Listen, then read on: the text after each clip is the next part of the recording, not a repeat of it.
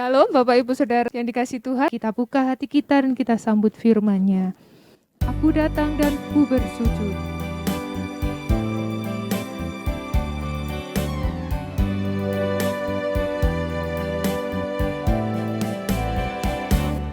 Aku datang dan ku bersujud di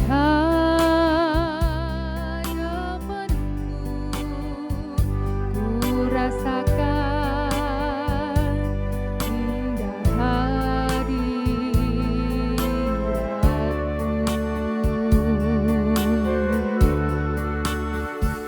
Telah ku buka mata hatiku dan seluruh jiwaku untuk ku nikmati firman-Mu yang berkuasa. Firman-Mu yang berkuasa untuk mengubah sikap hati. Firman-Mu yang tegakkan di saat ku terjatuh. Bentukkanlah bejanaku dengan air sungai-Mu. Ku haus akan firman-Mu. Aku datang dan ku bersujud. Aku datang dan ku bersujud di hadapan-Mu.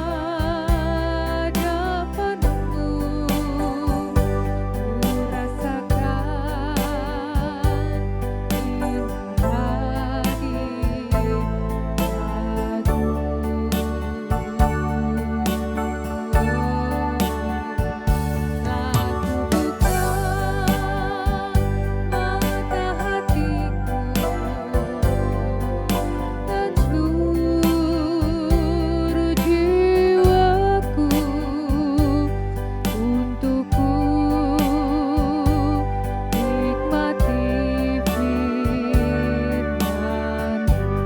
firman-Mu yang berkuasa.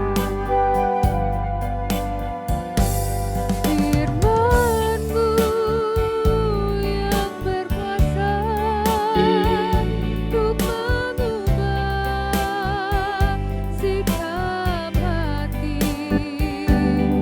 Firman-Mu yang tegakkan di saat ku terjatuh.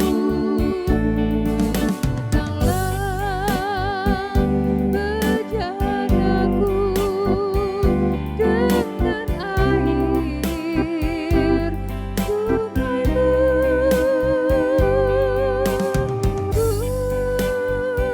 haus akan firman-Mu.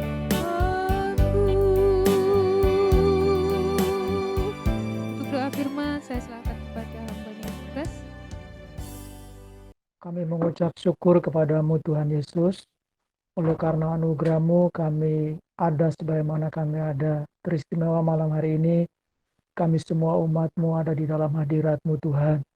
Kami telah menaikkan pujian syukur kami kepadamu karena Engkau Bapa yang baik yang tidak pernah meninggalkan kami.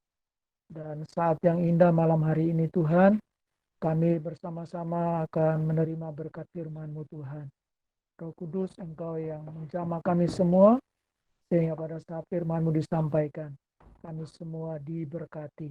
Dimanapun kami berada, kami percaya Tuhan menjangkau kami dan memberkati kami semua malam hari ini.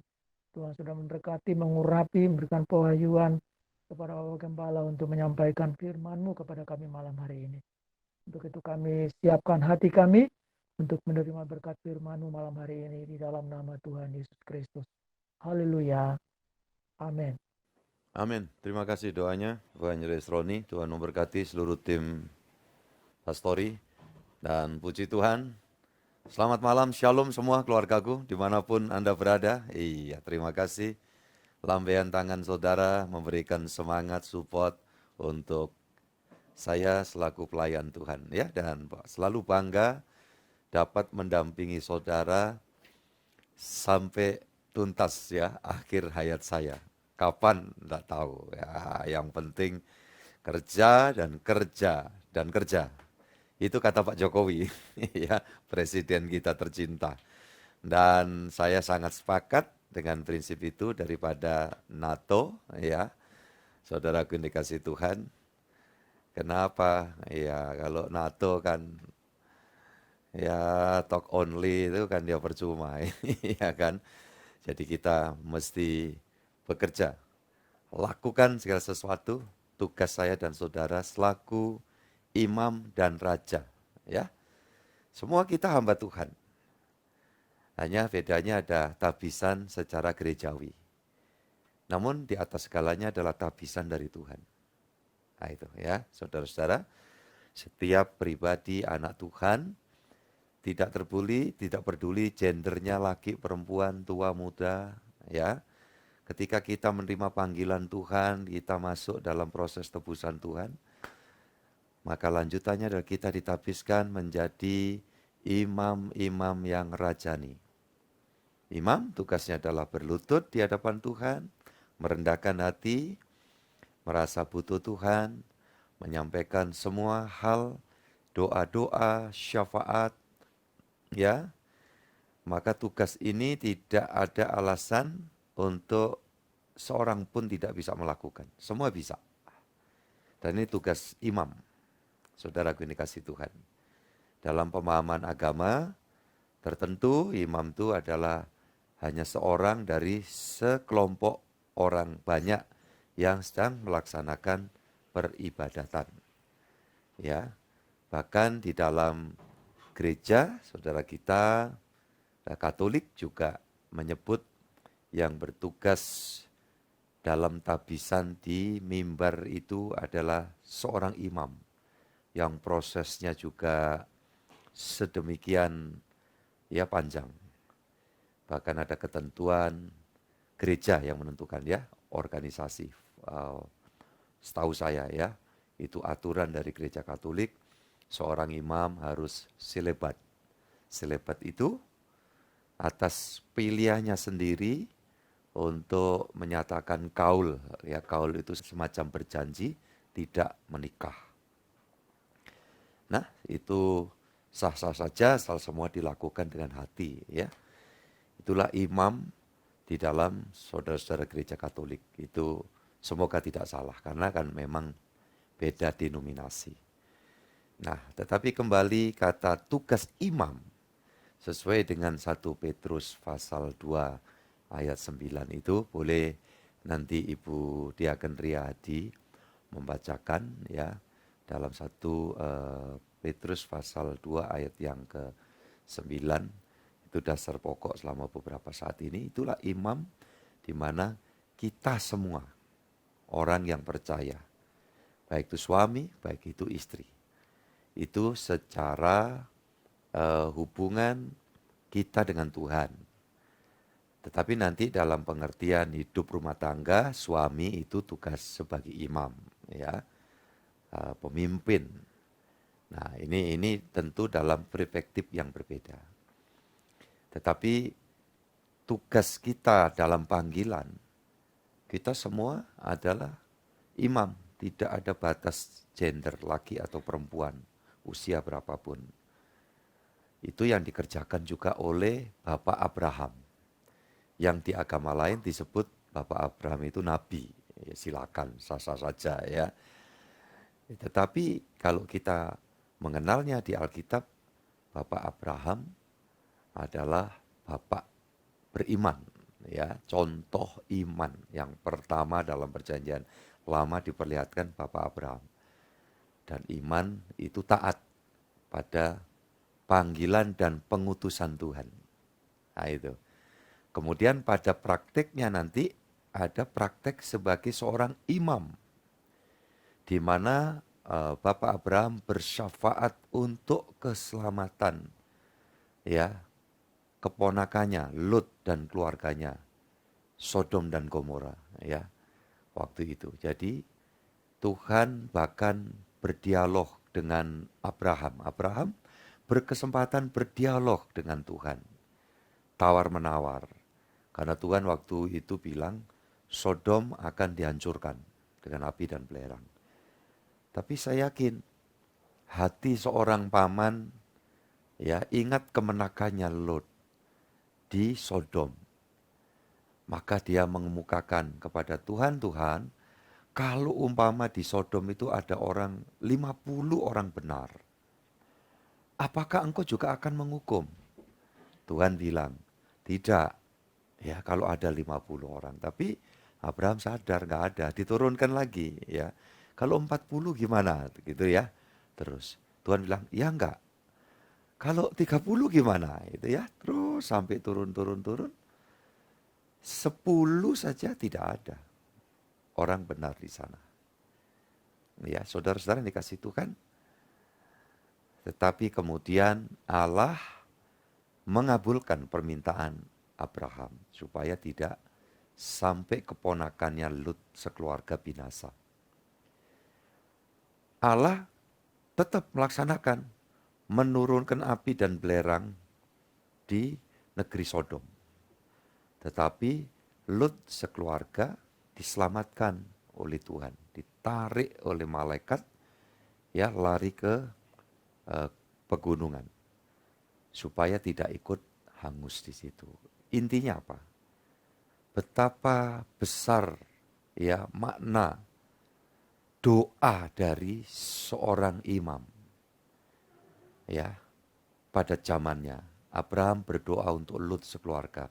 Pada zaman ini saudara dan saya diminta untuk merendahkan hati ya agar Tuhan berkenan menyelamatkan generasi kita dari segala macam pengerusakan yang terus dari waktu ke waktu terjadi, bahkan intensitasnya semakin sedemikian rupa. Ya, saudara-saudara yang dikasih Tuhan, itulah tugas imam. Maka orang yang betul-betul melaksanakan tugas keimamatan, Tuhan memberikan juga hak kehormatan, ya, privilege, yaitu satu hak yang spesial. Kita diurapi juga sebagai raja.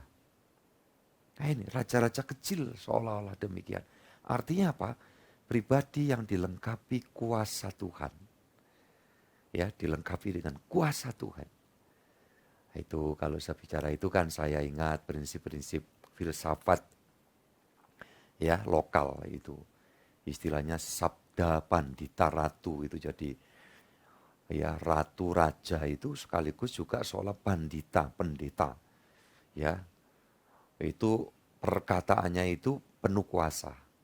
Makanya kita diminta Tuhan juga harus hati-hati itu ya. Menggunakan kata-kata kita karena kata-kata kita itu adalah doa. Nah, seperti itu. Jangan sampai jauh dari apa yang menjadi maksud Tuhan ya. Seperti itu. Dan bahkan itu geni, ludahnya itu api. Artinya apa? Api itu bicara kuasa. Ya. Maka orang beriman Kristen yang sejati mengalami penebusan Tuhan, bukan cuma mengenal Tuhan tetapi dikenal oleh Tuhan, adalah orang-orang yang penuh kuasa.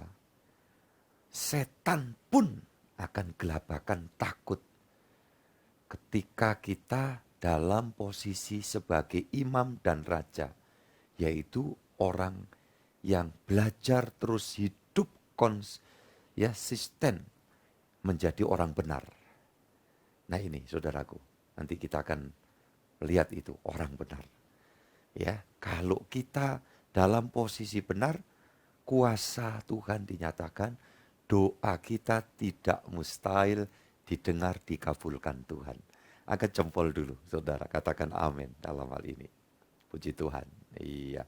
Bu Riyadi silakan baca ayat dan setelah itu saya silakan kepada saudara yang melanjuti ingin menyampaikan pertanyaan dalam ibadah minggu yang lalu mungkin sudah sempat nyaris melontarkan, belum tersampaikan atau ada hal-hal yang saudara perlu sampaikan. Silakan Bu Riyadi bacakan ayat itu. Tetapi kamulah bangsa yang terpilih, imamat yang rajani, bangsa yang kudus, umat kepunyaan Allah sendiri, supaya kamu memberitakan perbuatan-perbuatan yang besar dari Dia yang telah memanggil kamu keluar dari kegelapan kepada terangnya yang ajaib. Semua katakan amin. Ya. Sebelum lanjut pada saudara yang mau tanya, langsung di unmute ya HP saudara atau perangkat saudara dan saya sampaikan. Baik saudaraku, mari saya silakan saudara yang mau menyampaikan pertanyaan. Harapan saya ini akan lebih baik menjadi suatu pendorong, stimulus untuk kita semua sama-sama belajar di bawah kaki Tuhan. Pak Gembala mau tanya. Ya, silakan Bu Riyadi. Kalau ada saudara yang mau dari agama lain terus mau pindah ke agama kita ya, mau menjadi anak Tuhan, dan dia sudah menerima baptisan juga. Terus gimana? Apakah dia ini harus mengganti KTP-nya atau biarkan aja KTP-nya itu? Karena untuk mengurus KTP itu kan juga sulit ya Pak Gembala. Jadi ya itu pertanyaan saya. Makasih Pak Gembala. Baik, pertanyaan yang bagus. Ini berkait dengan praktis ya, praktek kehidupan di tengah masyarakat kita. Ya, kalau bicara dari sisi rohani, Tuhan tidak mementingkan masalah identitas di KTP kita.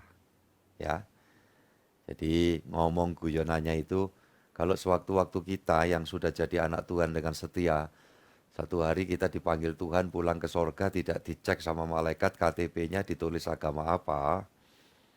Nah begitu ya, ini kalau dari sisi iman, sisi rohani. Yang Tuhan lihat adalah hati, bagaimana sikap hati kita di hadapan Tuhan. Ya. Tetapi di tengah-tengah masyarakat, ini karena kaitannya dengan status. Untuk sementara waktu mungkin ya tidak masalah. Tetapi kalau memang dia sungguh-sungguh, ketika harus mengubah identitas catatan di kantor Dispenduk Capil ya sekarang istilahnya, kantor kependudukan dan catatan sipil, itu diperlukan, apalagi kalau mungkin statusnya masih sementara single, nanti akan menikah, ya, atau berkait dengan pekerjaan. Nah itu juga sangat dibutuhkan. Kenapa? Jangan sampai nanti kita dianggap ada semacam pembohongan publik. Nah, jadi sebaiknya tetap diurus. Dan untuk mengurus itu sekarang tidak perlu repot. Indonesia kita adalah Indonesia yang kiranya semakin diberkati Tuhan. Jangan ada pejabat publik yang hendak mempersulit hal-hal yang secara dasar hukumnya jelas. Nah, yang penting surat baptis itu akan menjadi dasar untuk adanya sebuah perubahan identitas keagamaan di ID card kita.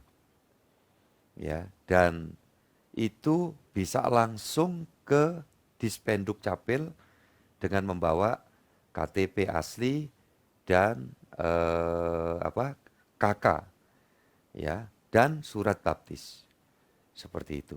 Bisa juga di daerah lain melayani secara online untuk mengadakan perubahan. Tetapi kan perlu nanti di print ya pada KTP yang baru. Nah itu saya kira ini merupakan satu informasi penting. Sekali lagi, ini hanya untuk kepentingan duniawi.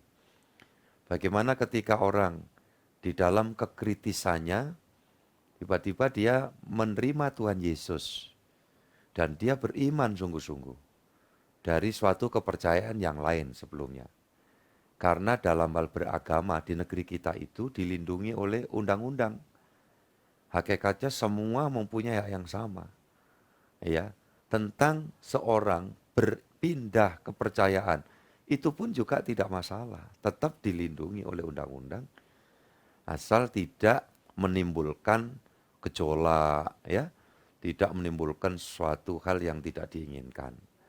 Tentunya apalagi kalau urusan agama adalah urusan pribadi setiap ya warga negara Indonesia. Jadi saya kira ini memberikan pencerahan kepada banyak orang, Bu Riyadi, ketika ada yang bertemu dengan case yang seperti ini, kiranya malam ini juga saat ini memberikan jawaban buat semuanya. Ini pentingnya ya. Mungkin tidak kepikir, tidak masuk di dalam suatu pokok bahasan, tetapi dengan ada pertanyaan seperti ini dapat mencerahkan banyak orang.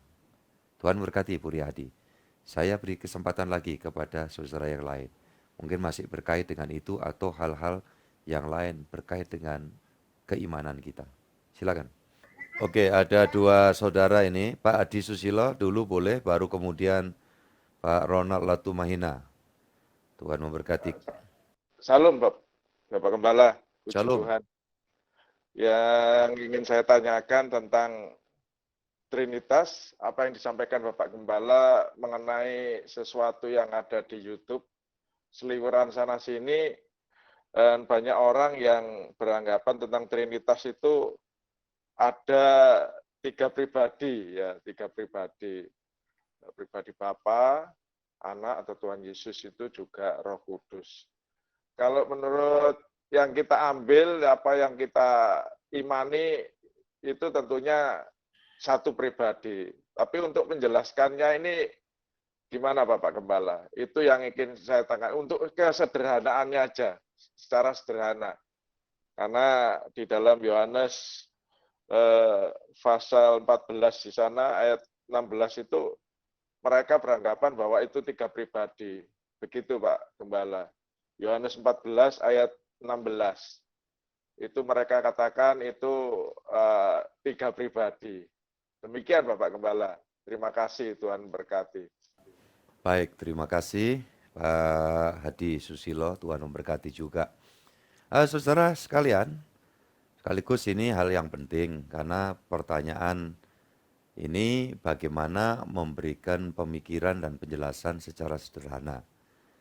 Secara sederhana adalah ini Tuhan itu luar biasa ya, menciptakan manusia kita itu dengan keberadaan yang seperti kita ketahui sesuai dengan firman. Ya, nah untuk dasar firman ini saya minta Bu Riyadi membukakan di dalam 1 Tesalonika pasal yang kelima ayat yang ke-23 ya kalau tidak salah. Coba silakan dibuka dulu dan dibaca. Tuhan menciptakan manusia dengan keberadaan. Dari kata berada ya. Allah itu juga begitu, bicara Tritunggal bukan keberapaan. Allah itu berapa? Berapa pribadi bukan. Sebetulnya adalah keberadaan Allah yang kita kenal. Nah sekarang saya melihat dari sisi sebaliknya, kenapa Allah menciptakan manusia itu dengan keberadaan seperti 1 Tesalonika pasal yang kelima ayat 23 ya. Coba silakan Bu Riyadi. Semoga Allah damai sejahtera menguduskan kamu seluruhnya, dan semoga roh, jiwa, dan tubuhmu terpelihara sempurna dengan tak bercacat pada kedatangan Yesus Kristus Tuhan kita. Ya, terima kasih. Pak Adi dan kita semua, saudara-saudara dimanapun Anda berada ya, coba telisik dulu ayat ini. Ada keberadaan yang bagaimana manusia itu. Coba ya, saya akan rilis lagi. Semoga Allah damai sejahtera menguduskan kamu. Kamu itu manusia. Kamu itu diri kita ini ya. Seluruhnya itu ya meliputi dan semoga satu roh, kedua jiwa, dan tubuhmu. Ketiga. Ya urutannya aja ini ya, saya tunjukkan. Terpelihara sempurna dengan tak bercacat pada kedatangan Yesus Kristus Tuhan kita. Jadi manusia itu keberadaannya apa saudaraku? Kalau dari luar, ya, tubuh, jiwa, roh. Kalau dari dalam, roh, jiwa, tubuh. Itulah Henry. Karena sekarang saudara sedang fokus bertatap dengan saya. Henry itu siapa? Henry itu adalah tubuh, jiwa, roh. Iya. Apakah tubuh, jiwa, roh itu menunjukkan pribadi Henry ada berapa? Nah ini, saudara jawab dulu. Henry yang saudara lihat ini ada berapa ini, tubuh, jiwa, roh ini? Iya. Tentu yang kelihatan ini. Ketika yang kelihatan ini mewakili yang tidak kelihatan. Nangkep ya? Jadi Henry yang nampak ini adalah menunjukkan Henry yang di dalamnya yang tidak nampak. Seperti ini. Kalau orang tanya, Pak, tubuh, jiwa, roh itu hakikatnya terpisah-pisah. Ya bisa tidak. Kan gitu. Ya, kapan itu? Waktu Henry meninggal dunia. Iya kan? Jiwa dan roh terpisah dengan tubuh. Iya. Saudara-saudara yang dikasih Tuhan. Tetapi kalau tidak terpisah, ya memang tidak terpisah. Karena tubuh jiwa roh atau roh jiwa tubuh, itulah keberadaan saya, Henry. Kalau terpisah, saya ulang lagi.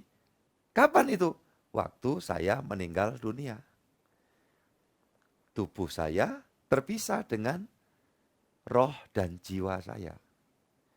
Karena ciptaan, maka begitu sekali terpisah roh jiwa ya dengan tubuh selamanya terpisah. Karena kita ini manusia ciptaan. Udah jelas ya? Berarti manusia Henry ini menunjukkan keberapaan, berapa Henry. Apakah dengan tubuh, jiwa, roh itu Henry itu 3? Tentu saudara tidak mengatakan begitu dan saya pun tidak mengatakan begitu. Sederhana kan ya, ini kok ya Tuhan tuh kasih contoh kan gampang gitu. Iya, saudara-saudara yang dikasih Tuhan. Tetapi kalau orang tanya keberadaan Henry secara hukum rohani, maka keberadaannya adalah terdiri dari tubuh, jiwa, dan roh. Nah ini, keberadaan. Ya, kawontenanipun. Ini saudara-saudara. Nah, jelas kalau saya seperti itu. Sekali lagi saya akan ulang sedikit. Karena ini sederhana supaya kita gampang jelaskan. Akan terjadi perpisahan. Kapan? Waktu meninggal dunia. Bisa terpisah, bisa faktanya tubuh ditinggal. Jiwa dan roh pergi ke alam roh. Tidak bisa nyatu kembali.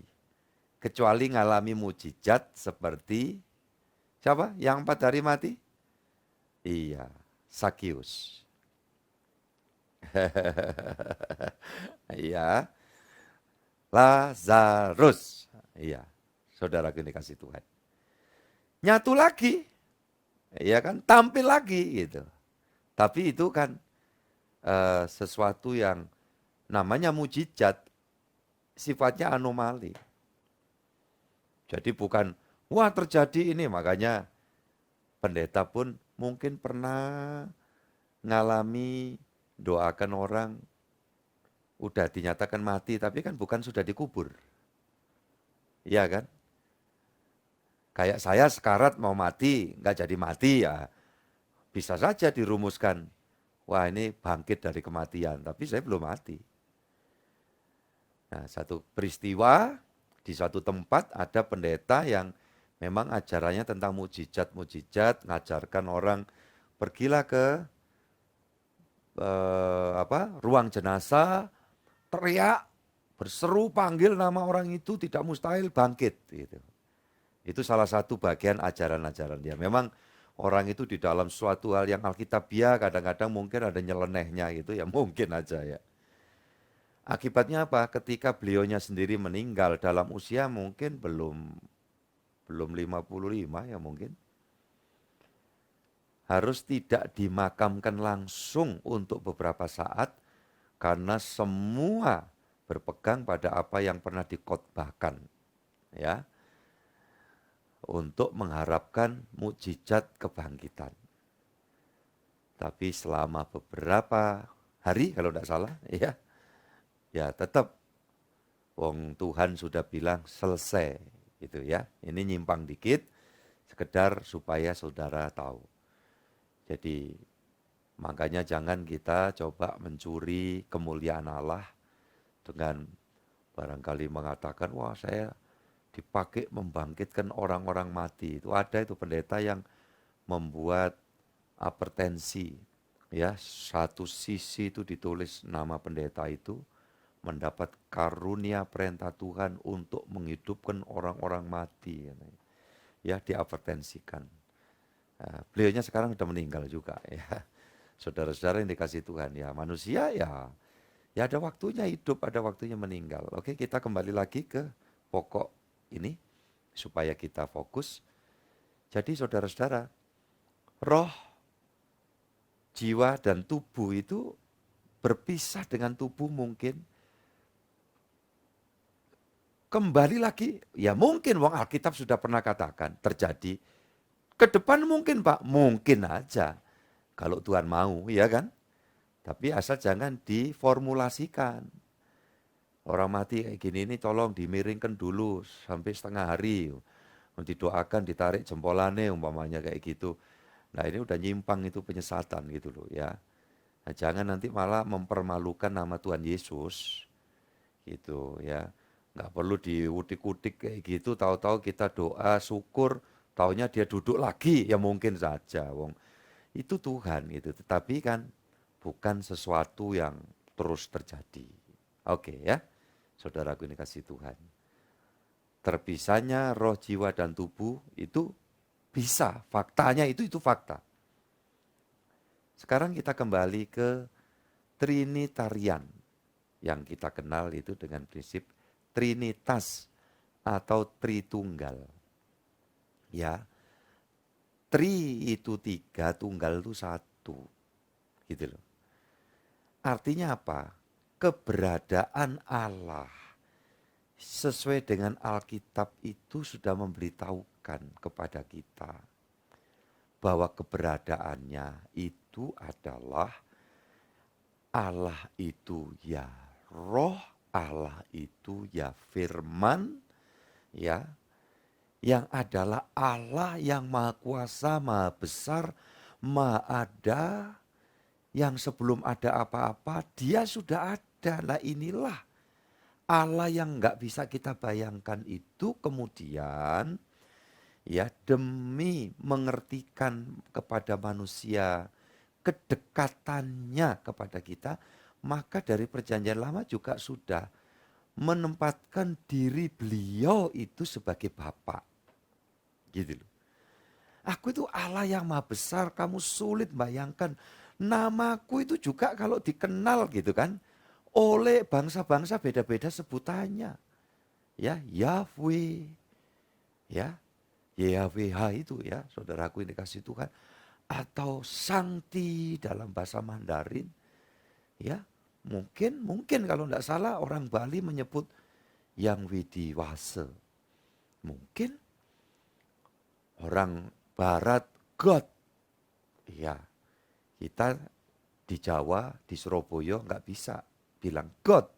Karena God itu artinya beda lagi, iya kan? Itu parit dalam bahasa Indonesianya. Nah jadi kalau begitu, Allah itu mana yang benar?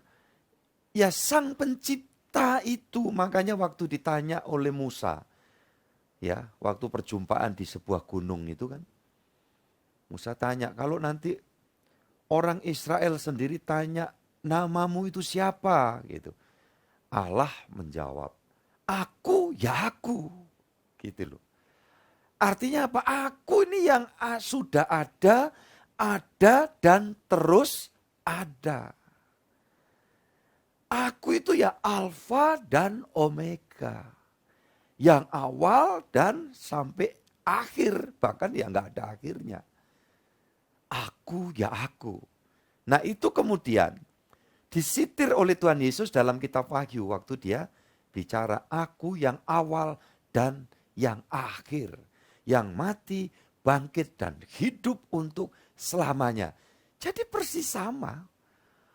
Ungkapan prinsip perjanjian lama Allah itu dengan ungkapan dalam prinsip Allah dalam perjanjian baru yang dinyatakan oleh kehadiran Tuhan Yesus.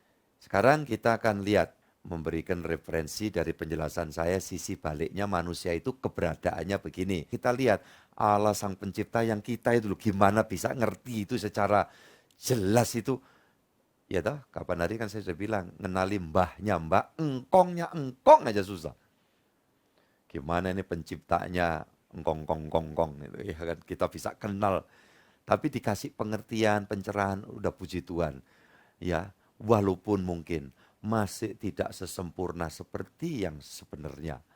Makanya kita ya enggak perlu Trinitarian itu terus kemudian ngomong yang ya oneness itu. Pokoknya Yesus saja. Terus orang yang Trinitarian bilang, salah itu, sesat itu, ajaran tidak Alkitab.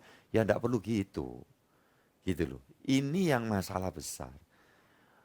Wong mengenal Allah dalam bahasa Yahweh. Ada dulu itu yang ngomong, kalau enggak ngomong Yahweh berarti kamu tuh nyembah berhala-berhala. Jadi dianggapnya orang Kristen yang sudah terdahulu, yang kenalnya dalam bahasa lokal itu, iya kan. Duh Romo itu Father, iya kan. Tuhan Allah Bapa kan gitu kan, ini nyebutan. Itu dianggap enggak sah oleh kelompok orang yang berpikir manggil Allah itu ya harus bahasa Ibrani. Nah itu sebetulnya kalau saya bilangnya enggak sependapat gitu loh. Wong Allah Sang Pencipta itu menciptakan segala suku bangsa. Ya. Dia kenal. Jadi kalau kita manggil dia salah-salah dikit itu ya coba aja lah. Kalau anak kita masih belajar ngomong itu loh kecil, ya kan 1 tahun atau apa gitu. Iya. Karena sering makannya itu roti gitu kan. Ayo makan roti gitu. Makan roti dia bener ya kan. Waktu papanya yang gendong ya. Terus panggil ini papa gitu. Anaknya manggil papanya apa saudaraku? Roti gitu. Iya kan. Nah. Tapi dia lihat ke kita. Bapaknya udah seneng banget. Oh anakku ini sudah connect ya. Bisa interaktif ya. Aduh, papa gitu. Ya, karena pakai bahasa Jawa biasanya makan tuh bilang mangan ya. Kalau enggak salah bahasa Batak juga mangan ya. Itu. Papa itu, mangan itu. Marah enggak kira-kira? Bapaknya. Wis diuncalno ya arek iki kok manggil papa kok manggil mangan. Ya. Panggil papa, sego. Ayo saudara, tahu sego itu nasi. Iya kan? Enggak juga namanya ya Pak Tio ya, dia ketawa-ketawa. Ya, bimbing anak itu kan kayak gitu. Iya. Panggil mama, digendong sama mamanya. Anaknya, mangap. Itu padahal maksudnya suruh manggil mama. Mangap gitu. Ayo, mamanya marah. Anaknya langsung dilempar gitu kan enggak. Misalnya ya, mama perlu diobati. Iya. Kejadian pasal 1 ayat 1 sampai 3 Bu Riyadi. Mari kita semua buka saudaraku. Kejadian 1 ayat 1 sampai 3. Pada mulanya Allah menciptakan langit dan bumi. Bumi belum berbentuk dan kosong. Gelap gulita menutupi samudra raya, dan roh Allah melayang-layang di atas permukaan air. Berfirmanlah Allah, jadilah terang, lalu terang itu jadi. Di situ ada kata Allah. Allah inilah yang di dalam bahasa Alkitab untuk mendekatkan hubungan dengan manusia. Manusia diberikan privilege lagi ya, hak istimewa orang yang menyembah kepada Sang Pencipta itu dapat memanggilnya sebagai Bapa.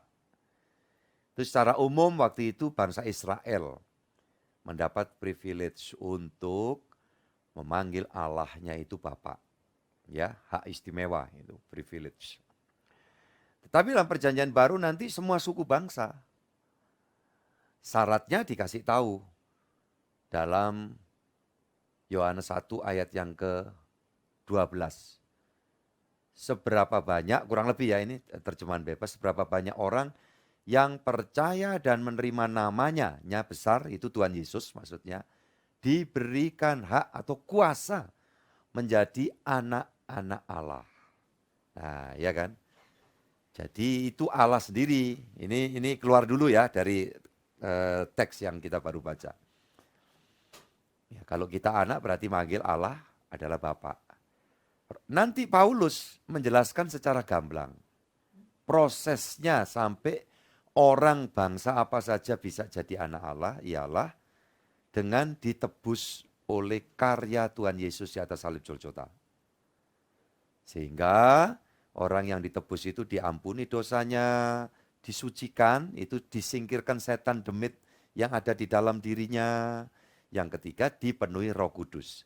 Maka saat pemenuhan Roh Kudus ini, Paulus kepada jemaat di Roma pasal 8 ayat 15, ya, dia berkata, kamu tidak menerima roh perbudakan lagi, melainkan kamu telah menerima roh dalam huruf besar yang menjadikan kamu anak-anak Allah.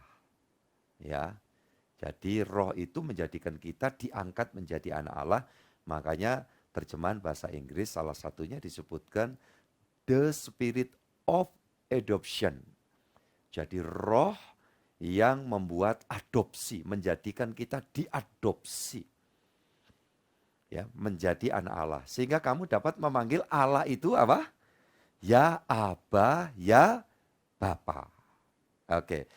Jadi ini penting ya saudara, karena ini menyangkut doktrin, maka hal-hal yang terkait korelasinya apa, itu saya perlu sampaikan untuk memperkaya ya hal-hal yang Tuhan ingin sampaikan mencerahkan kita. Sehingga PA ini dalam pokok pertanyaan tertentu itu bisa mengembang hal-hal yang berkait, tapi itu sangat penting karena itu sangat mendasar. Kembali ke Kejadian pasal 1 ayat 1 sampai 3. Pertanyaan saya, tolong Pak Adi nanti mewakili jawab. Sudah kita baca, kita sudah ngerti. Di situ ada kata Allah, di situ ada kata Roh Allah, di situ di ayat yang ketiga ada kata berfirmanlah Allah. Pertanyaan saya, ada berapa pribadikah ini? Silakan. Satu pribadi Bapak Gembala. Satu pribadi. Boleh yang lain unmute untuk meneguhkan yang disampaikan Pak Adi. Ada berapa pribadi ini? Silakan, siapa saja boleh. Laki perempuan boleh, siapa aja. Oke, Pak Tio hanya menunjuk begini. Oke, satu pribadi. Sebetulnya ini jawaban konkret sudah.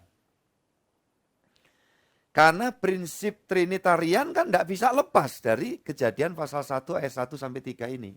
Ibu bapak, saudaraku juga anak-anak muda yang berpengharapan, yang sedang menikmati rancangan Tuhan ke depan, ya, anak-anak remaja, cucu-cucuku semua. Oke, perhatikan. Saya sedang memegang bahasa saya mo ya. Mungkin orang lain nyebut apa silakan. Ya. Mo ini berisi minuman. Apa isinya nggak akan saudara ngerti. Kecuali kalau saya jelaskan. Isinya adalah teh merek Dilma. Tadi kebetulan karena saya itu senang ada macam-macam teh ya. Dan ini termasuk teh hijau. Kemudian ada rasa-rasa dikit semacam mentol gitu ya. Saudaraku yang dikasih Tuhan. Begitu deh kira-kira. Saudara mengerti saya jelaskan ini? Isinya air minum saya ini di sini saudara nggak ngerti kan kalau nggak saya sampaikan kira-kira komposisinya tadi ya, muatannya apa aja gitu kan. Oke. Bagaimana saudara bisa mengerti? Setelah saya sampaikan. pertanyaan saya, dengan apa saya menyampaikan pengertian yang ada dalam pikiran saya? Dengan kata-kata, ya dengan mulut. Dengan perkataan. Itu karena manusia pakai bahasa perkataan. Tapi kalau Allah, kalau Tuhan itu memakai kata berfirman. Ya kan? Sabda Tuhan. Sabda dalam bahasa Indonesia bisa dipakai raja. Maka sang raja bersabda, itu bisa. Karena sebetulnya raja itu seolah-olah mendapat hak istimewa ya dari otoritas yang lebih tinggi. Makanya akhirnya kadang-kadang ada pemikiran yang kebablasan, raja atau kaisar itu adalah titisan dari sang pencipta. Aduh, gitu loh. Itu jadi kalau kita tarik itu ya secara urutan pemikiran itu seperti itu. Tapi manusia ya memakai ini. Saya jelaskan isinya ini apa? Pakai perkataan. Ya kan? Oke, sudah jelas ya? Ngerti semua karena saya jelaskan. Pakai mulut, perkataan. Oke, sekarang hal yang lain. Ya, hal yang lain. Waktu gelas ini masih kosong. Ya, gelas ini masih kosong. Saya berpikir nanti di studio saya mau minum. Kadang disediakan, ya, kadang dibikinkan. Ya, sewaktu-waktu saya juga bisa bikin sendiri. Maka saya olah dalam pikiran saya. Pikiran yang mengolah ini sebetulnya bukan tubuh secara umum, ya. Tetapi ada yang di dalam. Iya kan? Mind ini. Kemudian harus diwujudkan, saya berpikir tidak mungkin pikiran saya itu bisa menciptakan sesuatu gitu kan.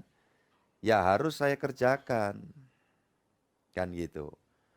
Tubuh saya nggak bisa bergerak sendiri ini. Kenapa bisa bergerak? Ya nanti saya jelaskan. Kalau manusia sudah nggak bergerak, dia apa-apa nggak bergerak berarti mati. Kenapa mati? Sudah tidak ada rohnya. Tinggal raga. Maka ketika saya berpikir, kemudian saya bisa mengerjakan, karena di dalam diri saya ada jiwa, ada roh. Pak, kaitannya dengan minuman ini, kalau kaitannya roh apa? Ya ada dong. Saya sedang berpikir supaya nanti nggak kehausan, agar saat saya menyampaikan firman tidak terganggu, maka akan ada kelancaran saat saya menyampaikan firman. Ini kan hal-hal spiritual. Kalau saya bukan orang rohani, ngapain mikir gitu? Paling yang saya pikir ya bawa ulek-ulek aja ngelempar orang kan kayak gitu kan. Ya. Tetapi karena ini pikiran rohani, nah ini sumbernya dari mana? Dari roh. Jiwa saya ya memerintah tubuh saya. Ini adalah kerjasama dari keberadaan saya Henry yang satu, tetapi keberadaannya terdiri dari tubuh, jiwa, dan roh. Oke ya, saya taruh ya minuman, tapi saya minum dulu dikit ya, monggo. Wah enak, tapi udah nggak hangat lagi. Ya saudara-saudara. Oke. Pada mulanya Allah menciptakan langit dan bumi.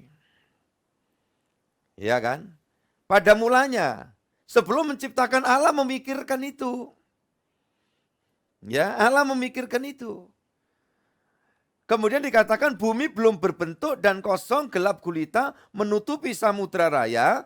Dan roh Allah melayang-layang di atas permukaan air dalam pengertian karena memang Allah, roh Allah itu dia rindu bersekutu, maksudnya dengan ya ciptaannya. Karena sebetulnya dalam proses ini ada kemungkinan dalam tafsiran Allah sudah menciptakan semua makhluk roh. Tetapi yang kemudian sebagian memberontak, dikutuk, sebagian jadi iblis dan setan-setan itu.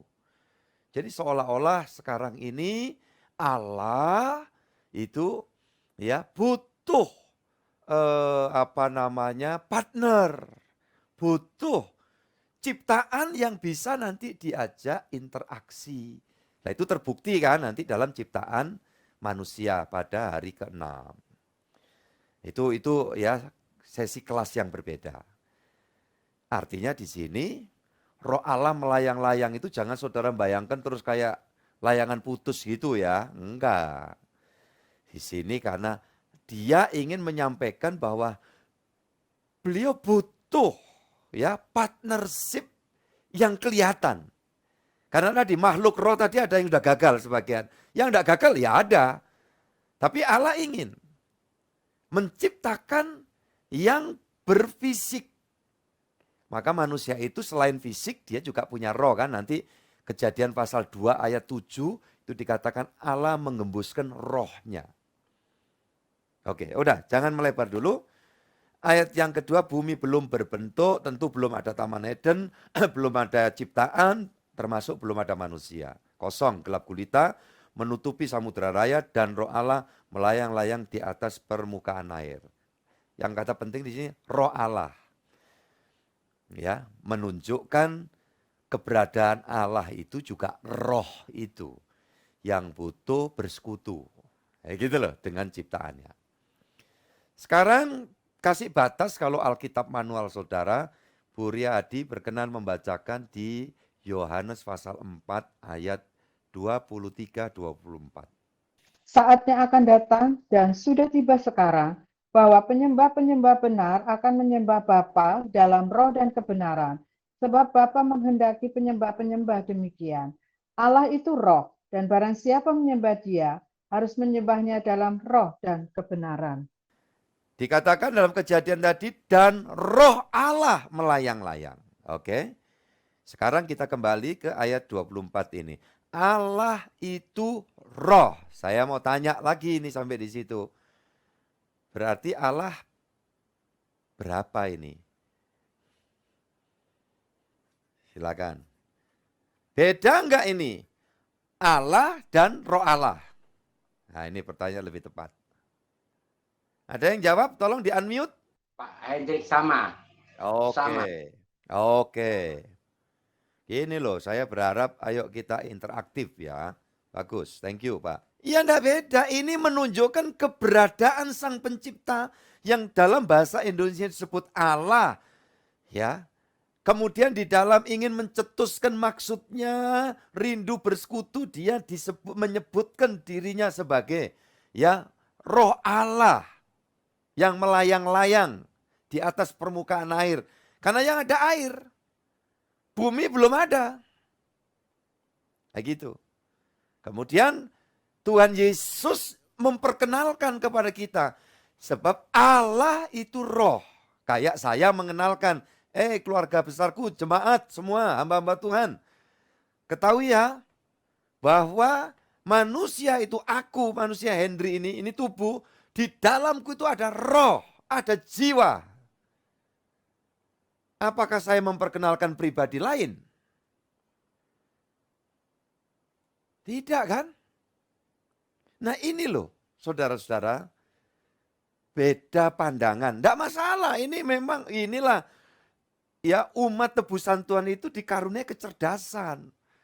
Enggak, ya kepercayaan itu dirumuskan begini, padahal juga sebetulnya macam-macam itu ya perdebatan enggak selesai-selesai. Cuma di kepermukaannya udah kelihatan, udah kayak sudah baku kayak gitu ya. Ya silakan aja, namanya kepercayaan lain dengan berbagai macam latar belakangnya. Jadi kekristenan itu coba bayangkan bisa merumuskan rangkaian sejarah yang meliputi waktu kalau sampai hari ini 6.000 tahun. Kekristenan itu. Kalau perjanjian lama saja 4.000 tahun. Dari zaman Tuhan Yesus mau lahir, ya kan, mau datang, firman datang, mundur sampai Adam Hawa sudah ya keluar dari Eden. Kemuliaan diangkat, Adam Hawa beranak pinak, terus turunannya bisa dihitung sampai perjanjian lama berakhir itu sebelum menjelang Tuhan Yesus lahir, sebelum Masehi, ya, saudara-saudaraku yang dikasihi Tuhan, itu 4.000 tahun. Perjanjian lama ini menunjuk datangnya Tuhan Yesus. Siapa dia? Sang Firman. Ya, kita baru bicara tentang dua hal ya. Ya, dua hal bahasan ya, tetapi satu Allah. Allah dan Roh Allah. Masih ada pertanyaan enggak sekitar ini? Dari yang saya jelaskan dulu sebelum saya masuk. Waktu jalan terus saya itu sebenarnya senang ya, tapi ya kita harus tetap menghargai kronos ya waktu itu. Kalau udah jelas saya akan beralih kembali lagi sekarang ke Kejadian pasal 1 ayat yang ketiga saja ya, langsung karena 1, 2 sudah ya. Berfirmanlah Allah. Tadi Allah, Roh Allah, sekarang berfirmanlah Allah. Saya langsung kasih gambaran pengertian. Firman inilah nanti yang turun ke dalam dunia. Ya kan? Berfirmanlah Allah, jadilah terang. Lalu terang itu jadi. Pertanyaan yang sama, kalau gitu firman ini dengan Allah satu apa dua? Itu loh. Ya tentu bicara satu, oke. Ya, saudara-saudara sudah angkat jempol ya. Puji Tuhan. Jadi dalam hal ini jelas sekali saudara-saudara yang dikasihi Tuhan. Ya, kebenaran firman yang diberikan kepada kita itu untuk tahu hal ini. Oke, sekarang Allah dan berfirmanlah Allah. Ya kalau dibilang terpisah, ya terpisah kayak gini nih. Saya keluar kata-kata saya bisa sampai di mana-mana. Tapi kata-kata saya kan nggak terpisah dengan pikiran saya, dengan keberadaan saya. Ya, pelayanan online ini bisa jadi analogi ya, jadi gambaran. Saya satu, tapi saudara bisa saya temui. Ada yang di Papua, di Manado tadi, di Jawa, di Jakarta, ya Bu Julian Yap ya, ini ya. Keluargaku yang semangat, setia terus dalam Tuhan di Surabaya banyak, yang di satu kota juga banyak, di Sumatera, ya kan. Kalau yang Sumatera di sini banyak, ada Pusiaan segala. Tadi mana anakku ya Bu Olwin Huta Barat. Kalau Jimmer Simatupang, ini ada di mana nih? Palembang apa? Palembang kah? Atau di pokoknya Sumatera lah ya, Sumatera luas. Oke, puji Tuhan. Berapa hari lalu di Sumatera Selatan, Pak Yohanes Widodo, sekarang udah di Gresik lagi. Ya. Dan semua bisa saya jumpai. Pertanyaan saya, berapa jumlahnya Henry? Saudara-saudara yang dikasih Tuhan, ya satu. Iya kan? Lah, perkataan saya yang saya sampaikan, saya olah dalam pikiran saya karena itu sumbernya dari hati, hasil persekutuan saya dengan Tuhan. Nah, memang perkataan yang saya keluarkan dengan sayanya ya terpisah. Ini begitu teng sampai di saudara. Ya kan, loh kata saudara gitu. Mungkin kalau ditambah ego bisa saudara, ra, gitu, ya kan.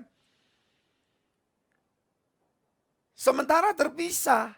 Tetapi hakikatnya satu loh gitu loh. Tapi saya tidak mengatakan bahwa perkataan saya ini pribadi terpisah dengan saya. Yang enggak loh. Wah luar biasa sebenarnya. Enggak sulit ya memahami ini. Saudara-saudara. Tapi karena keberbagian pemahaman yang diolah, diwariskan oleh bapak-bapak gereja, diyakini oleh begitu banyak orang, ya, enggak masalah gitu loh. Ya kayak tadi manggil mama, mangap gitu ya kan. Tapi si mama kan tahu itu anak kecil ini kan masih belajar ngerti gitu kan. Saudaraku yang dikasih Tuhan. Tapi ini semua memberikan satu kekayaan yang luar biasa dan kita ini tidak perlu mengatakan, wah ini menyesatkan, ini paham.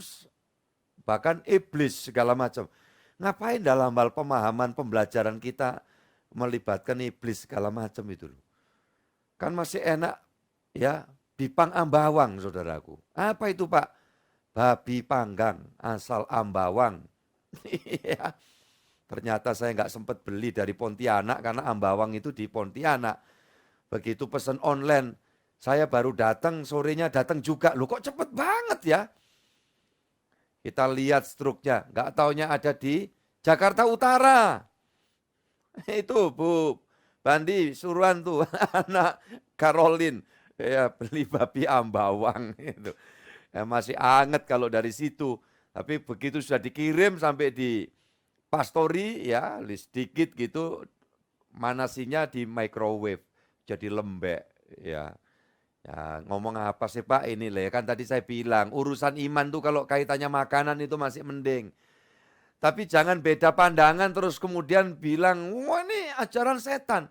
Nah kalau di luar negeri di barat tentang Trinitarian menyebutkan apa aja dulu ya nggak banyak tantangan. Tapi beda dengan di negeri kita ini ya saudara-saudara kita sebangsa setanah air kita itu di dalam kepercayaannya yang memang ada pemikiran bahwa Allahnya orang Kristen itu 3. Kemudian dalam hal pandangan ini tadi orang Kristen yang menyatakan Trinitariannya itu Allah itu Bapak bukan anak, anak bukan roh, roh bukan Bapak. Kan begitu ya Pak Adi ya maksudnya ya. Nah jadi sangat diiyakan gitu loh oleh pandangan agama yang berpikir bahwa Allah Kristen itu 3. Nah gitu.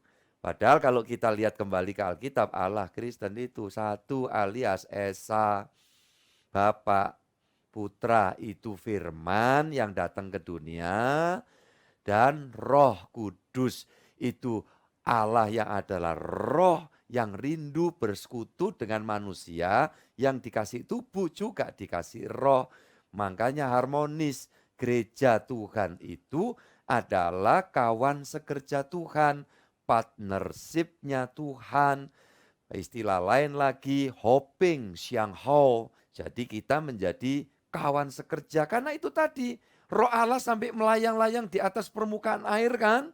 Ayat 2 pasal 1 kitab Kejadian. Oleh karena apa? Belum terciptanya makhluk ciptaan yang khusus yaitu manusia.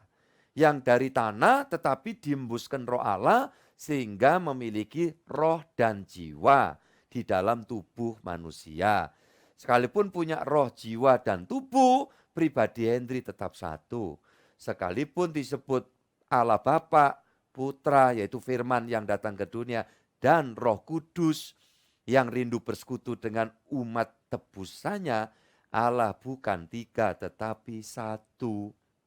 Ya, Esa. Jadi ini memang saya rindu untuk ngupas tuntas, namun juga waktu kadang yang membuat perpisahan. Ya, oke. Ibrani dulu. Saya minta dibacakan Ibrani pasal yang ke-1. Nanti saya bisa baca secara utuh. Ibrani 1 ayat 1. Silakan Bu Riyadi. Setelah pada zaman dahulu, Allah berulang kali dan dalam berbagai cara berbicara kepada nenek moyang kita dengan perantaraan nabi-nabi. Nah, dulu Allah bicara lewat perantara nabi-nabi. Tapi masa nabi-nabi udah selesai sebetulnya. Jadi sebelum Yesus sudah selesai. Makanya sebelum Yesus lahir, tidak ada pewahyuan nabi selama 400 tahun. Jadi kitab Maleaki sampai Matius menulis kehadiran Yesus itu kurun waktunya 400 tahun. Itu tidak ada lagi nabi. Nah itu isinya perpolitikan dunia pada zaman itu. Ya, Babel, kemudian Persia, ya, Persia bersekutu dengan Media, akhirnya dikalahkan dengan kerajaan Yunani yang terkenal dalam dunia sekulernya itu masuk catatan. Makanya kisah-kisah Alkitab itu dicatat oleh dunia sekuler. Jadi Alkitab itu istilahnya kesaksiannya itu ya betul-betul ya, itu Yunani terkenal dengan Iskandar the Great, Alexander the Great atau Iskandar Agung. Kemudian lanjut Raja Yunani yang terkenal ini berlanjut kekuasaan kerajaannya dibagi-bagi dan seterusnya sampai masa kejayaannya Romawi. Sehingga waktu masuk Masehi awal itu Israel dan tanah sekitarnya di wilayah Timur Tengah ini dibawa kekuasaan ya kerajaan kaisaran Romawi. Nah, jadi seperti itu. 400 tahun tidak ada nabi. Bisa selesai. Maka dikatakan ayat yang kedua, Bu Riyadi tolong bacakan. Maka pada zaman akhir ini ia telah berbicara kepada kita dengan perantaraan anak, telah ia tetapkan sebagai yang berhak menerima segala yang ada. Oleh dia Allah telah menjadikan alam semesta. Jadi pada akhirnya dikatakan Allah berbicara kepada manusia, ya saudaraku yang dikasihi Tuhan, dengan perantaraan anaknya yang telah ia tetapkan. Nah, kata-kata gini ini kan haknya Allah itu menetapkan bahwa pada saatnya anaknya yang tunggal yang dimaksud. Nah ini karena memang firman Allah itu untuk mencerdaskan orang dan untuk orang cerdas. Di situ perlu belajar, bisa mengerti. Sehingga kalau di sini cuma dilihat secara teksnya saja, seolah-olah ada terpisah kan gitu kan. Ini Allah dengan anaknya, kan gitu kan. Disinilah Allah menganugerahkan kecerdasan dan semakin menambah kecerdasan. Sehingga kita kemudian mengerti ya bahwa ia tetapkan sebagai yang berhak menerima segala yang ada. Dengar baik-baik kalimat berikutnya. Oleh dia, maksudnya oleh firman itu, Allah telah menjadikan alam semesta. Nah tadi dalam Kejadian pasal 1 ayat yang ketiga. Maka berfirmanlah Allah untuk menciptakan. Nah ayat 3 Kejadian 1 itu ada di dalam Ibrani pasal 1 ayat yang kedua bagian akhir ini. Oleh dia, yaitu oleh firman. Gitu loh. Oleh firman, ya Allah telah menciptakan alam semesta. Nah ini luar biasa. Nanti di dalam Yesaya di sana dijelaskan bahwa setiap firman yang keluar dari mulutku tidak akan kembali dengan sia-sia. Dan yang dimaksud itu adalah Tuhan Yesus. Itu Yesaya 700 tahun sebelum Masehi, sebelum Yesus datang. Ya, dia sudah mengatakan seperti itu. Jadi saudara-saudara yang dikasihi Tuhan, begitu Masehi tiba, ya, dimulai, maka firman itu turun. Turun itu juga jangan saudara mikir kayak ceblok dari plafon ke bawah. Wong manusia di muka bumi, planet bumi ini yang gede menurut kita, itu adalah bagian kecil dalam kekuasaan tangan Tuhan. Gitu loh. Nah ini kalau orang tidak cerdas ya nggak bisa ngerti gini. Oh, bayangannya, masa firman turun kejauhan, lah berarti terpisah dengan Allah. Lu terpisah dengan Allah gimana? Kalau ya sorga dengan dunia itu anggap aja kayak ya teras rumah gitu. Ya sama dengan saya neriaki cucu saya, Holly gitu. Apakah ini suatu usaha yang begitu luar biasa? Untuk suara saya bisa didengar sama si Holly? Kan enggak. Holly ada di teras. Atau barangkali saya di teras sana, Holly di dalam, ini cucu saya. Ya saya teriak, tolong bukakan pintu Holly gitu, iya kan. Nah semacam itu. Jadi kalau dikatakan Allah turun, Yesus itu datang ke bumi turun dari sorga. Wah sorga kosong, nah ini kan omongan orang gak cerdas. Nangkep ya? Kalau orang cerdas kan gak berpikir begitu. Karena tahu, orang cerdas itu tahu. Dunia akhirat alam roh itu bukan yang jauh. Loh Pak, Yesus naik ke sorga itu sebetulnya bukan urusan naik turun. Tetapi artinya Tuhan menunjukkan kemahakuasaannya ini loh, aku ini firman yang dari Allah, ada waktunya aku ya kembali di sorga karena aku tempatnya sorga untuk menyediakan tempat bagimu. Ya nggak perlu naik apa-apa, makanya kan ceritanya kalau orang-orang penting itu naik ke sorga, ada yang naik dokar berapi, ya kan Elia kan. Wah, ada cerita lain katanya naik naga gitu. Ya ada yang lain enggak tahu cerita naik apa lagi gitu loh ya. Saya ceritanya kan banyak itu. Iya, jadi. Lah Yesus enggak perlu naik apa-apa. Wong memang dia maha kuasa. Iya toh? Ya tapi kan sesudah bangkit Pak Pendeta, dia itu bebas dari hukum-hukum alam, tidak terpengaruh dengan gravitasi. Saya bilang belum mati bangkit juga dia nggak takluk pada hukum gravitasi bumi. Loh gitu loh, jadi makanya kalau membuat satu doktrin itu ya harus komprehensif gitu loh ya. Tinjauannya itu harus jelas. Iya, dia jalan di atas air kan juga dia nggak terpengaruh dengan hukum alam. Dia mengendalikan alam.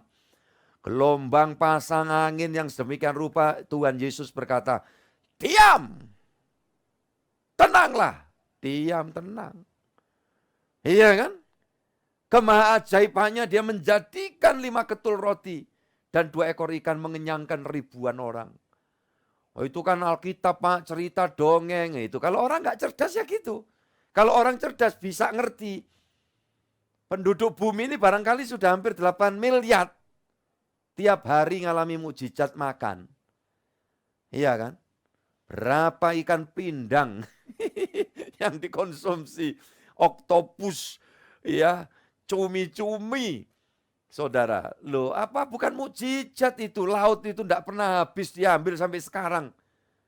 Saudara di ini yang ikut Google Meet ini yang tani cuma beberapa orang menghasilkan hasil bumi. Tapi semua kita makan hasil bumi. Loh ini kalau bukan karya Allah itu loh. Kita kadang-kadang mentang-mentang kayak ya oh itu kalau bukan saya bekerja berkarya demikian berduit saya tidak bisa melakukan apa-apa. Kalau Tuhan bilang kamu punya segala sesuatu mulai hari nggak bisa melakukan apa-apa. Tahu-tahu ngeweh kita. Dijauhkan kiranya ya kan. Itulah harus rendah hati imam. Ya, dan bertindak dengan penuh keberanian melangkah menghadapi kehidupan ini dengan penuh kepastian bahwa Tuhan kita Yesus itu luar biasa. Dan aklamasi ya, bahwa jelas ya pribadi Allah itu keberadaannya itu ya dia yang sang pencipta itu, dia yang berfirman itu dan dia yang roh Allah rindu bersekutu dengan roh Allah. Makanya kan ibadah Kristen itu bukan ya toh tata pranatanya hukum ritualnya itu bukan duduknya mesti gimana, kan enggak kan? Saudara bisa duduk di lantai di mana ngadepnya kemana aja karena apa? Allah itu roh. Barang siapa menyembah dia di dalam roh dan kebenaran. Bukan menyembah di dalam berbagai aturan agama. Karena roh ini enggak bisa dipagari dengan agama. Roh ini akan tenang kalau ketemu sumbernya roh. Siapa dia? Roh Kudus. Tuhan memberkati kita semua. Pak, saya gantung dulu Pak Ronald Latumahina, ya. Pertanyaannya yang saya gantung, bukan Pak Ronaldnya. Nanti kan Bu Ronald marah kalau saya gantung Pak Ronaldnya, ya.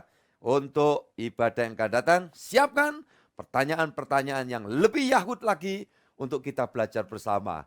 Karena ini adalah sekumpulan orang-orang cerdas yang akan terus dicerdaskan oleh Tuhan kita. Amin, saudaraku. Puji Tuhan. Makanya kalau ada orang mengatakan Allahnya Kristen itu 3, ya wis karepu ngomong apa. Ya, Allah enggak beranak dan tidak diperanakkan. Amin. Saya juga setuju. Ya, Allah orang Kristen bukan Allah yang beranak dan diperanakkan. Loh gitu loh. Iya kan? Hanya orang yang primitif sekali mengatakan Allah itu beranak, maka membutuhkan bidan untuk menanganinya. Iya kan? Jadi saudara-saudara yang dikasihi Tuhan, ya inilah pertemuan ibadah yang luar biasa. Mari kita tunduk kepala, pertanyaan-pertanyaan selanjutnya bisa di waktu yang akan datang. Puji Tuhan. Bapa Surgawi, terima kasih, bersyukur kepadamu. Malam hari ini kami dapat menikmati sebuah fellowship yang indah. Tuhan, banyak keterbatasan untuk kami memahami tentang Engkau, tapi kami yakin Engkau Allah yang maha bijaksana, penuh rahmat dan kasih. Karena hal ini terpercik pada pribadi manusia ketika anak kecil yang dididik bicara harus memanggil apa semestinya panggilan sesuai dengan bahasa ibu, tetapi si anak yang belajar mungkin mengucapkan kalimat panggilan yang tidak semestinya. Itu pun orang tua bijaksana dapat mengerti apa yang menjadi maksud anak-anaknya. Untuk itu Tuhan, kiranya Tuhan cerahkan untuk kami semua dan semua gerejamu di berbagai tempat dan denominasi aliran apapun, agar dicerahkan untuk kami semua, asal berlandaskan kepada Tuhan Yesus Kristus Juru Selamat, yang adalah firman Allah yang datang ke dalam dunia, menyelamatkan manusia, menebus manusia, menghardik dan menghancurkan kuasa iblis, dan mempersiapkan manusia tebusan, masuk pulang ke sorga yang penuh kemuliaan, dan selamat dalam dunia dalam pemeliharaan Tuhan. Maka itu adalah saudara seiman kami, apapun merek gerejanya. Terima kasih Tuhan, kami mengucap syukur. Namun toh sejauh ini pun kami juga harus tetap mengerti makna tata tertib di dalam bergereja. Kiranya Engkau jadikan kami gereja Tuhan yang bijaksana dan bersopan santun, memiliki tata tertib. Kami memang harus kerjasama dengan semua denominasi aliran gereja manapun, tetapi masing-masing gereja harus berpegang pada prinsip etika, sehingga tidak saling berniat, saling menggigit satu sama lain, saling merugikan. Kiranya Tuhan sadarkan agar setiap kami, orang yang cinta Tuhan, cinta gerejanya dengan sungguh-sungguh, dan semua yang menjadi doa harapan setiap anak-anak Tuhan pasti dijawab dan dikabulkan oleh Tuhan. Yang lemah Tuhan berkenan menguatkan, yang saat ini kurang sehat atau sakit, Tuhan angkat, Tuhan sakit penyakitnya. Tuhan memberikan kesembuhan, kesehatan dan pemulihan kepada setiap umat-Mu yang berseru kepada Tuhan. Dan ketika sakit kami disebabkan karena kebodohan kurang bijaksana, ajari kami bertobat dan lebih bijaksana untuk bertanggung jawab atas kehidupan ini. Yang lemah iman hari ini pasti dikuatkan. Yang jiwanya masih harus ditata lagi, kami yakin Roh Kudus bekerja melampaui apa yang hamba-Mu dapat kerjakan bersama tim yang ada. Sehati kami mendoakan untuk proses pembangunan tempat ibadah kami yang akan dapat digunakan untuk training semua umat tebusan-Mu, dan sekaligus dapat mewartakan bahwa di kota kami adalah kota yang keberkatan, kota yang penuh keramahan. Walau dihuni oleh berbagai macam kepercayaan agama yang mayoritas, namun gereja pun dapat dibangun. Dan ini menjadi warna penting untuk keindonesiaan kami. Terima kasih Tuhan, berkatilah Indonesia di dalam kemurahan kasih-Mu. Dan akhirnya segala hormat puji bagi-Mu sekarang sampai selamanya. Dan kasih setia-Mu melingkupi kami dari hari ini sampai Maranatha, Tuhan datang Yesus yang kedua kali untuk menjemput dan mengantar kami pulang ke surga yang mulia, atas nama Bapa, Putra, dan Roh Kudus, dalam Tuhan Yesus Kristus. Bapa, terima kasih.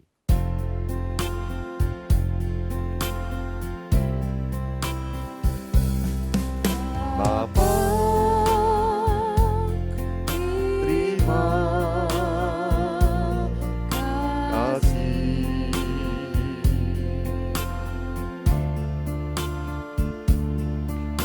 Bapa,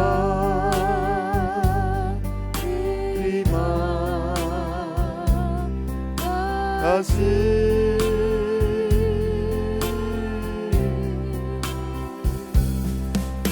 Bapa, di dalam surga, syukur, terima kasih.